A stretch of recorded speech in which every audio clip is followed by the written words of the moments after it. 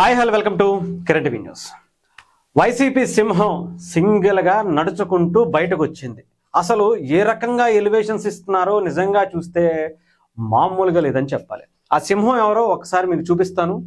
అది కూడా ముసలి సింహం, కొంచెం పక్క చిక్కినట్టుగా కనిపించింది.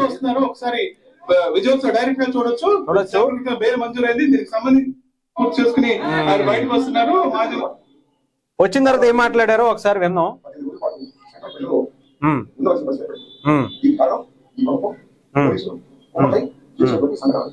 మనం చేసిన తప్పేం కాదు, మనం మాట్లాడిన నోటు దోలేం కాదు.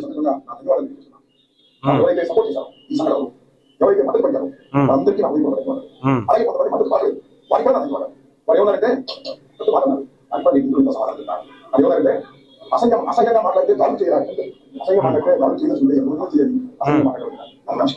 వాళ్ళకి కూడా నేను రేపు నా సమాధానాన్ని అప్పసరిగా చెప్తాను. అన్ని రోజులు నాకు నీళ్లు పెట్టే నేను భయపడాలనుకున్నాను. ప్రశ్న లేదు, ఎందుకంటే ఈ చంద్రబాబు నాయుడు గారు ప్రభుత్వం వచ్చినప్పుడే నీళ్లు ఉండడానికి ఫిక్స్ అయిపోయాడు ఆయన. ఎందుకంటే చేసిన పాపాలు అలాంటివి కాదు. నీళ్లు పెట్టాలని చంద్రబాబు లోకేష్ కొంచెం ప్రయత్నం చేస్తున్నారు. ఎక్కడో దొరికాడు, గవర్నమెంట్ పెట్టారు. పరిస్థితి మనం మాట్లాడాలి. ఈ పాపానికి వాళ్ళు పరిష్కారం దీనికి తప్పని కూడా సందర్భాన్ని సెంట్రల్ విజన్ నాకు కొంత ఏమైంది ఏది కాదు, మళ్ళీ కాలం తిరిగి వస్తుంది. అన్నింటి సమాధానం చాలా మంది మిత్రులు మాట్లాడారు. సంఘటన నాకు తెలియదు, చాలా తక్కువ మాత్రమే కాబట్టి మాత్రమే నేను తెలుసుకున్నాను. జీవిత జీవితాన్ని నేను అనుభవించాను, ఎంజాయ్ చేశాను. ఎందుకంటే గ్రేట్ లీడర్ అసలు మామూలుగా కాదు. జైల్లో పెట్టే భయపడిపోయే వ్యక్తి అంతకంటే కాదు.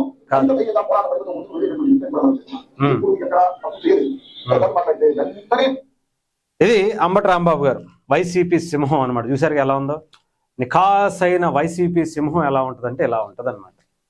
ఇది వైఎస్ఆర్సీపీ ఇచ్చేటువంటి ఎలివేషన్స్. బాగుందిగా, సింహాలు అడవిలోనే ఉండాలి. ఇలా రోడ్ల మీదకి వచ్చి ఎవరి మీద పడితే వాళ్ళ మీద రక్కేస్తాం, పీకేస్తాం, కొరికేస్తాం అంటే ఇలాగే జైల్లో వేసి కూర్చోబెడతారు. అంతేగాని ఏది పడితే అది నోటికి ఏది వస్తుందో అద్దు అదుపు లేకుండా మాట్లాడితే ఇలాగే ఉంటుంది. అంతేగా, అంతకుమించి ఏం కాదుగా ఆయన మాట్లాడినటువంటివి. ఇకపోతే ఆయనకి భయం అంటే ఏంటో కూడా తెలియదట. మరి ఇదే అంబటి రాంబాబు గారు ఎప్పుడైతే అరెస్ట్ చేసి పోలీసుల దగ్గరికి వెళ్ళినప్పుడు నన్ను పంగజాపారు, నన్ను ఏదో చేయబోయారు అని చెప్పి ఏడ్చినటువంటి వ్యక్తి ఈయనే కదా, ఈయనేనో మరి. లేకపోతే ఆ లోపలికి వెళ్ళి వచ్చిన తర్వాత అంబటి రాంబాబు గారు ఇంకొక ఎవరన్నా లోపల నుంచి వేరే వ్యక్తిని ఏమన్నా పంపించారేమో మరి. అందుకని ఇలాంటి మాటలు వస్తూ ఉంటాయి. వచ్చిన తర్వాత ఏయో కొన్ని మాటలు మాట్లాడారు, వాటి గురించి ఒక్కసారి వినిపిస్తా.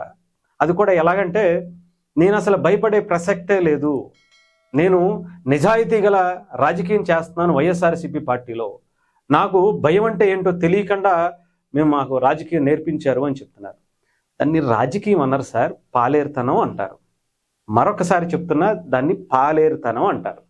మీరు చేసేటువంటి రాజకీయాన్ని రాజశేఖర రెడ్డి గారు చేశారు. మొన్నే మీ కూతురు చెప్పారు, మౌనిక గారు చెప్పారు.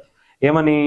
మా నాన్నగారు మాకు ఎప్పుడు ఒకటే చెప్తా ఉండేవాళ్ళు, మన రాజశేఖర రెడ్డి గారికి విధేయతగా ఉండాలమ్మా, ఆ తర్వాత జగన్మోహన్ రెడ్డి గారికి అమ్మా, ఆ తర్వాత జగన్మోహన్ రెడ్డి గారి పిల్లలకి నువ్వు పనిచేయాలమ్మా.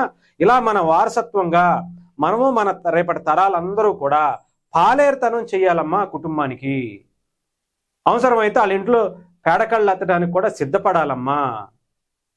మనకి రాజకీయ భవిష్యత్తు ఇచ్చింది ఆయనేనమ్మా, మనకి ఇలా పాలేరుతనం చేసుకోవడానికి అవకాశం ఇచ్చింది ఆయనేనమ్మా అని చెప్పి ఆయన చెప్పారు అని చెప్పింది.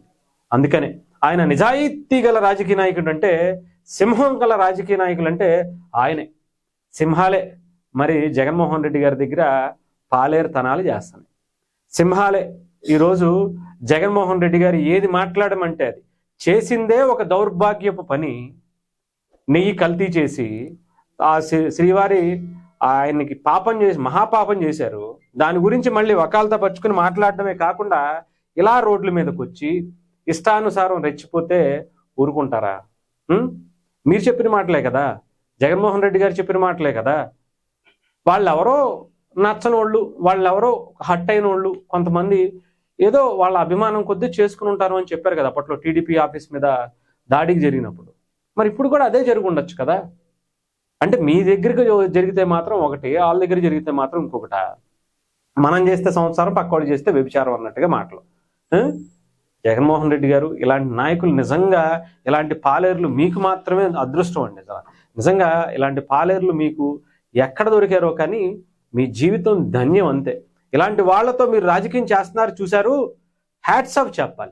ఇలాంటి తుప్పు పట్టిపోయినటువంటి ఈ తుపాకీలను వేసుకుని, ఇలాంటి అస్త్రాలని శస్త్రాలను వేసుకుని మీరు రాజకీయాల్లోకి వెళ్తున్నారు చూసారా, అసలు డెఫినెట్గా మీరు ఎక్కడికో వెళ్ళిపోతారు. అందులో ఆశ్చర్యం అవసరం లేదు. మిమ్మల్ని అక్కడ తీసుకెళ్ళిపోతారు కూడా.